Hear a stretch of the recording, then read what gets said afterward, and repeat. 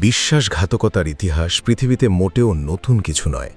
Rome সম্রাট Julius caesar থেকে শুরু করে বাংলার নবাব সিরাজউদ্দৌলা পর্যন্ত ইতিহাস বারবার এই একটি নির্মম সত্যকেই প্রমাণ করেছে যে ক্ষমতাবানদের পতন বেশিরভাগ সময়ই বাইরের শত্রুর হাতে হয় না, বরং পতন ঘটে অত্যন্ত কাছের এবং সবচেয়ে বিশ্বস্ত মানুষের হাতে।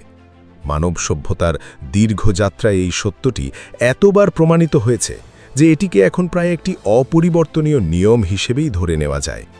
ক্ষমতার শীর্ষে থাকা মানুষগুলো যখন পড়ে যান, তখন তাদের পতনের কারণ খুঁজতে গেলে প্রায় সবসময়ই দেখা যায় সেই পতনের বীজটি বপন করা হয়েছিল একেবারে ভেতর থেকে, তাদের নিজেদের বিশ্বাসের বৃত্তের মধ্যে থেকেই। ঠিক এমনই এক অবিশ্বাস্য, রোমহর্ষক এবং সিনেমার পর্দাকেও হার মানানো বিশ্বাসঘাতকতার শিকার হয়ে এবার ভিন দেশের কারাগারে বন্দী হলেন পতিত সরকারের সবচেয়ে বড়, সবচেয়ে প্রতাপশালী এবং সবচেয়ে দুর্ধর্ষ সাবেক পুলিশ কর্মকর্তাদের একজন বেনজির আহমেদ। এই নামটি বাংলাদেশের রাজনৈতিক ইতিহাসে এমনভাবে গেঁথে আছে যে এটি উচ্চারণ করলেই সাধারণ মানুষের মনে এক ধরনের শিহরণ জাগে। যে মানুষটির পাতা নিখুঁত, আইনি এবং বেআইনি জালে একসময় দেশের অসংখ্য রাজনৈতিক নেতা, বিরোধী দলের কর্মী এবং সাধারণ মানুষ আটকা পড়েছেন, সেই মানুষটি শেষমেশ নিজের অত্যন্ত ঘনিষ্ঠ এক বন্ধুর পাতা অতি সাধারণ এক ফাঁদে পা দিয়ে দুবাই পুলিশের হাতে ধরা পড়লেন। এই ঘটনার মধ্যে যে নাটকীয়তা আছে, যে বিদ্রূপ আছে, যে ভাগ্যের পরিহাস আছে, তা যে কোনো সাহিত্যকর্মকেও ছাড়িয়ে যায়। কিন্তু কিভাবে ঘটল এই নাটকীয় ঘটনা? কেন তার সবচেয়ে কাছের বন্ধু তাকে পুলিশের হাতে তুলে দিলেন? এই বিশ্বাসঘাতকতার পেছনে আসলে কোন স্বার্থ কাজ করেছে? আর সবচেয়ে বড় এবং জটিল প্রশ্নটি হল, আন্তর্জাতিক আইনের নানা মারপ্যাচ পেরিয়ে ঠিক কোন প্রক্রিয়ায় তাকে বাংলাদেশের মাটিতে ফিরিয়ে আনা হচ্ছে?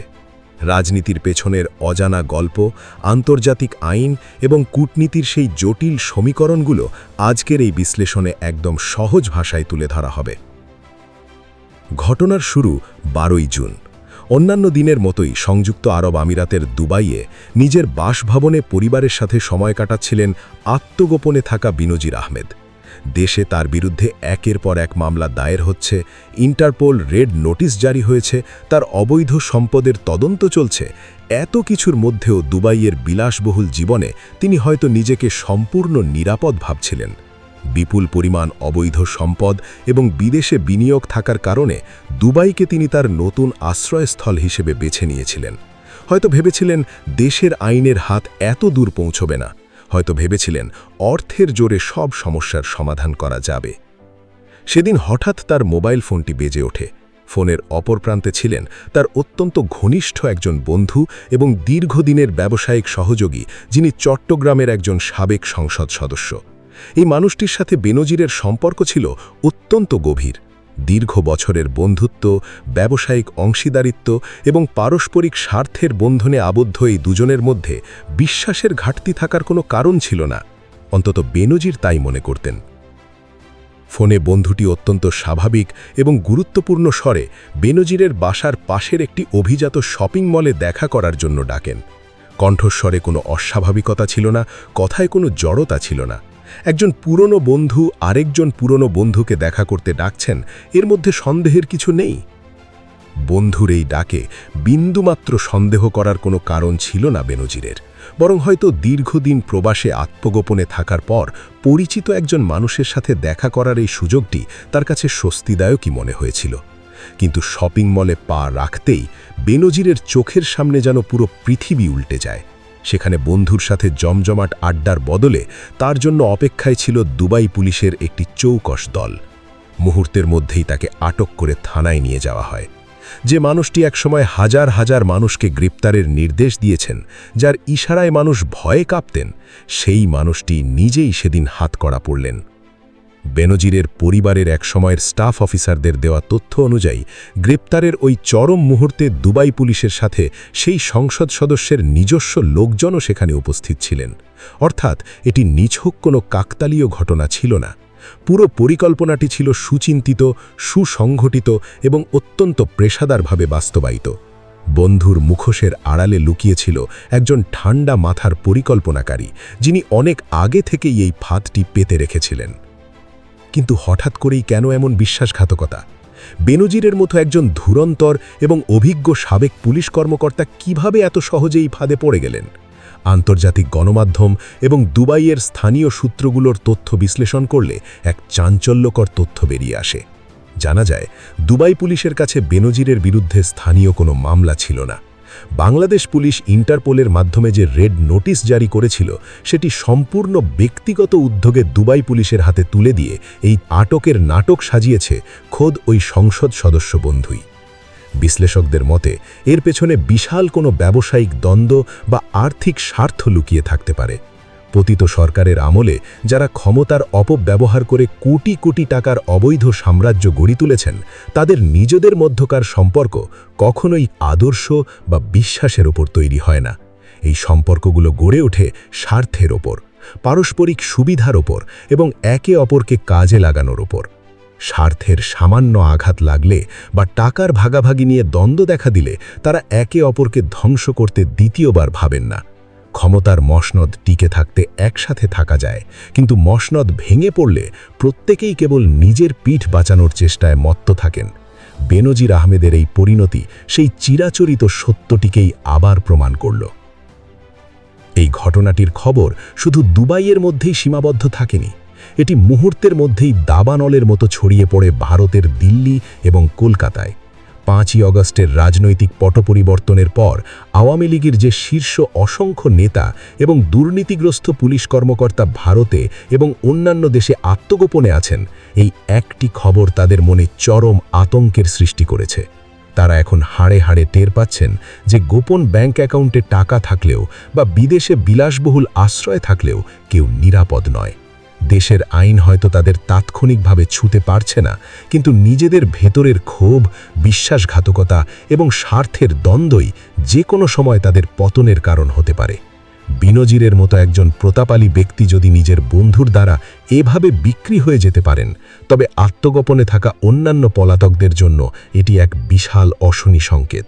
এটি পলাতক গোষ্ঠীর সামগ্রিক মানসিক ভিত্তিকে সম্পূর্ণভাবে গুঁড়িয়ে দিয়েছে। এখন থেকে তারা নিজেদের মধ্যেও সন্দেহের চোখে তাকাবেন। বন্ধু ও শত্রু হতে পারে, এই ভয়টি তাদের প্রতিটি মুহূর্তকে অস্থির করে তুলবে। বেনজির তো ধরা পড়লেন, কিন্তু এবার তাকে দেশে ফেরানো হবে কিভাবে? সাধারণ মানুষের মনে সবচেয়ে বড় প্রশ্ন এখন এটি। কারণ অনেকেরই জানা আছে যে সংযুক্ত আরব আমিরাতের সাথে বাংলাদেশের সরাসরি কোনো এক্সট্রাডিশন ট্রিটি বা বন্দি বিনিময় চুক্তি নেই। তাহলে কি বেনজির আইনের ফাঁক গলে পার পেয়ে যাবেন? উত্তর হলো না। আন্তর্জাতিক আইন এবং কূটনীতির কিছু সুনির্দিষ্ট প্রক্রিয়া রয়েছে, যার মাধ্যমে তাকে দেশে ফিরিয়ে আনা সম্ভব, এবং স্বরাষ্ট্র মন্ত্রণালয় ইতিমধ্যেই সেই পথে শক্তভাবে হাঁটতে শুরু করেছে। আন্তর্জাতিক আইনের নিয়ম অনুযায়ী কোনো পলাতক আসামিকে দেশে ফেরানোর এই প্রক্রিয়াটিকে বলা হয় প্রত্যর্পণ বা এক্সট্রাডিশন। দুবাই থেকে বেনজিরকে ফেরানোর জন্য মূলত 4টি ধাপে কাজ চলছে। প্রথম ধাপটি হল গ্রেপ্তার নিশ্চিতকরণ।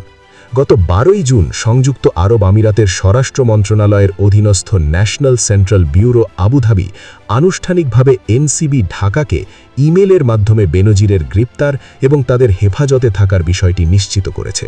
এটি প্রত্যর্পণ প্রক্রিয়ার প্রথম এবং সবচেয়ে গুরুত্বপূর্ণ আইনি বিজয়।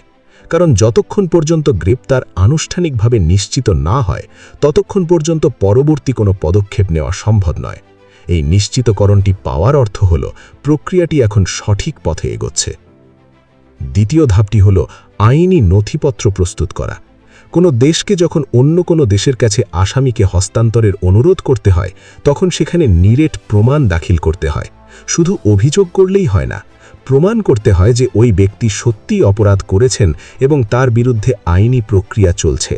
দুর্নীতি দমন কমিশন অর্থাৎ দুদক এবং স্বরাষ্ট্র মন্ত্রণালয় ইতিমধ্যে বেনজিরের বিরুদ্ধে থাকা জ্ঞাত আয় বহির্ভূত সম্পদ অর্জনের মামলা, মানি লন্ডারিংয়ের নিখুঁত প্রমাণ এবং গ্রেপ্তারি পরোয়ানা সহ যাবতীয় আইনি নথিপত্র প্রস্তুত করেছে। তৃতীয় ধাপটি হল প্রত্যর্পণে আনুষ্ঠানিক আবেদন। সংযুক্ত আরব আমিরাতের ফেডারাল নম্বর 39-এর আইনি বিধান অনুযায়ী গ্রেপ্তারের ঠিক 30 দিনের মধ্যে কূটনৈতিক চ্যানেলের মাধ্যমে আনুষ্ঠানিক প্রত্যর্পণ আবেদন বা এক্সট্রাডিশন রিকোয়েস্ট জমা দিতে হবে। এই সময়সীমাটি অত্যন্ত গুরুত্বপূর্ণ, কারণ এটি মিস হলে আইনি জটিলতা আরও বাড়তে পারে।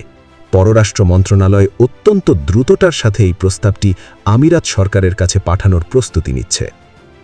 চতুর্থ ধাপটি হল দ্বিপাক্ষিক সমন্বয় এবং আইনি সহায়তা। সরাসরি চুক্তি না থাকলেও জাতিসংঘ দুর্নীতি প্রতিরোধ কনভেনশন UNCAC-র সদস্য হিসেবে মিউচুয়াল লিগ্যাল অ্যাসিস্ট্যান্স বা পারস্পরিক আইনি সহায়তার আওতায় দুই দেশ কাজ করতে পারে। এই কনভেনশনটি সদস্য দেশগুলোকে একে অপরের দুর্নীতি মামলায় সহযোগিতা করার বাধ্যবাধকতা দেয়। NCB ঢাকা এবং NCB আবুধাবির পারস্পরিক সহযোগিতা এবং উচ্চ পর্যায়ের কূটনৈতিক যোগাযোগের মাধ্যমেই বেনজিরকে বাংলাদেশের মাটিতে ফিরিয়ে আনার পথ প্রশস্ত হচ্ছে। পারিবারিক সূত্রে জানা গেছে 16 জুন দুবাইয়ের একটি আদালতে বেনজিরের জামিন আবেদন নিয়ে শুনানি হতে পারে। নিজেকে রক্ষা করার জন্য তিনি বিপুল পরিমাণ অর্থ খরচ করে দুবাইয়ের শীর্ষস্থানীয় আইনজীবী নিয়োগ করেছেন। ঘটনার পরপরই তার পরিবার